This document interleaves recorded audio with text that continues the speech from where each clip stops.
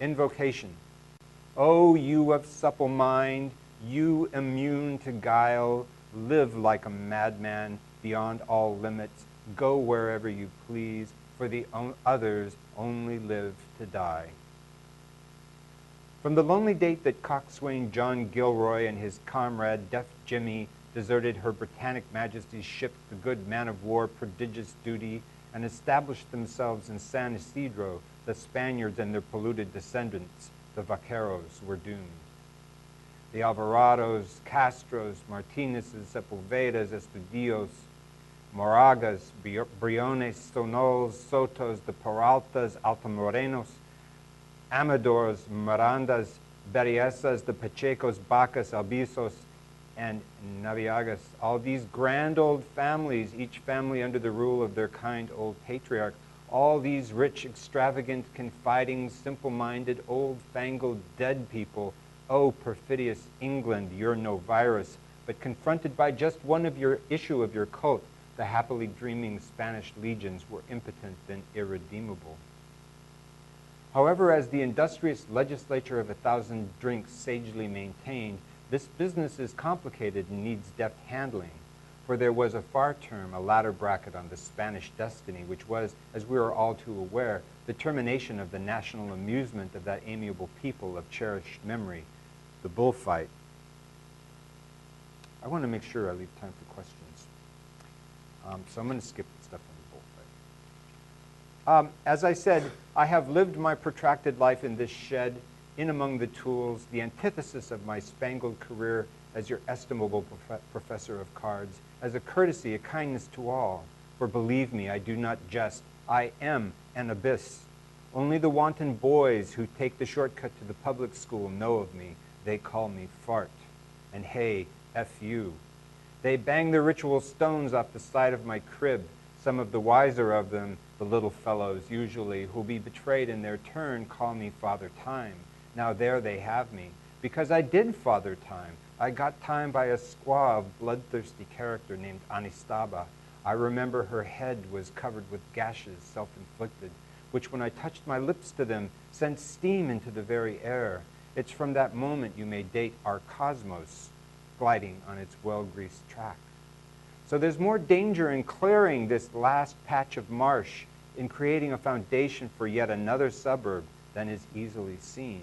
For when the job is done, I shall have to step forward, my various organs fastened like a soldier's medals to my jacket, and the good people of noble savage court or happy hunting condominiums will be given the understanding that their bodies are not solid like rubber. They too are implicated in time's bloody spectacle.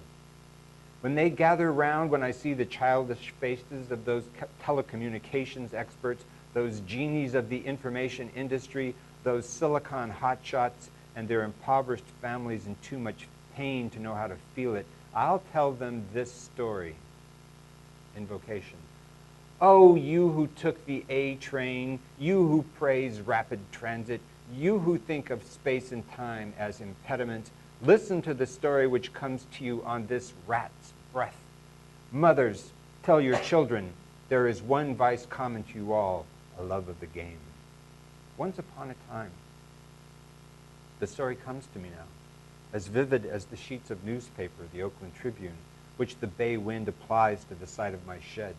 I remember a large, muscular female who sprang, quick as thought, upon the back of the sheriff. I remember the red hand of murder. I remember a people among whom violent death ran. And I remember a wild-looking place, a lonesome locality where many lawless characters prowled. And there across the dusty street was my own establishment, the Change of Heart Saloon, the original diamond in the rough, a shiny thing. On the night I have in mind, I arrived at a gloomy hour on horseback. I came through the swinging door and saw that events had been waiting for me. They had need of my eyes. You may recall, this was the Chinese year of the pistol. January 19th, 1877. 4 men stood around my finest pool table. They'd been grinning and chalking their cues for several hours, awaiting my arrival. Behind each of them were bags of freshly minted coin, an outrageous scene, flagrant as a skull through which the brain protrudes, but I was as cool as that sporting portion of the community I represented. I went behind the bar, poured a shot of whiskey, and said to my barkeeper, "Mr. O'Brien, you may put down your shotgun," for he was a faithful, nervous son of Ireland. "I know these men," and know them I did. One was that same Leon Castango by name, of New Orleans, a Frenchman, expert at billiards, jovial and convivial, but he'd once killed a man by biting off his thumb. Then that most desperate hombre, Soto, wanted on some days for the murder of Ludovici. He was large, powerful, with long black hair, large eyes of an undefinable color, and almost tigerish aspect. Then the biggest grinner of them all, a Chinaman, low-key, who had once mutilated one of his fellow Celestials for reasons that were so narrow, so difficult of access, that his bewildered jury was obliged for acquittal. And finally an Indian, Wampet, alias Figaro, a drunken, brawling, besotted fellow of whom the less you know, the better. They had the pool balls ready and racked, so from beneath the counter I retrieved a small black box. I brought it to those gentlemen as if it were an engagement ring for my beloved. I opened it, and there, sitting like an enormous pearl, was our peaceful cue ball. Humming a little tune I'd picked up from a Norwegian fellow, I placed the ball on the table. I expected someone to say, "Let the game begin." Instead, little Low-Key himself said, "I'll have a man for my supper." It was that kind of night. It was decided that these four gents would play a tidy game of 8-ball, Low-Key and the Frenchman against Soto and Wampet, winners take all. Their host, the consistent Professor Silkman, deducted a modest charge for his services and blandishments. They drew cards for the break, and Wampet chose the ace of clubs, black but not necessarily deadly. He picked up the lucid cue ball daintily, and I noticed the gray earth beneath his nails. With a ferocious thrust, he sent my pearl into the rack, and the balls scuttled like sea creatures, obliquely about the table. The 11 ball staggered to the corner pocket and collapsed into that space. So Wampet kept his turn. He took a step back and chalked up. He faced his enemies and said, "Do you want to kill me?" "No," said Low-Key. "Yes," said Castango. Suddenly the youthful French fiend slashed the unfortunate man in the face with a knife. A scuffle ensued, and the Indian Wampet was stabbed in the left side. I ruled that Soto would be allowed to take up his partner's turn. Soto, the noxious, fatty perspiration standing on his face, stepped to the table, but not before placing his black revolver on the rail beside him, hammer cocked. Although I was not at that moment, I ought to have been reminded of a certain famous resolution of the legislature of 1,000 Drinks.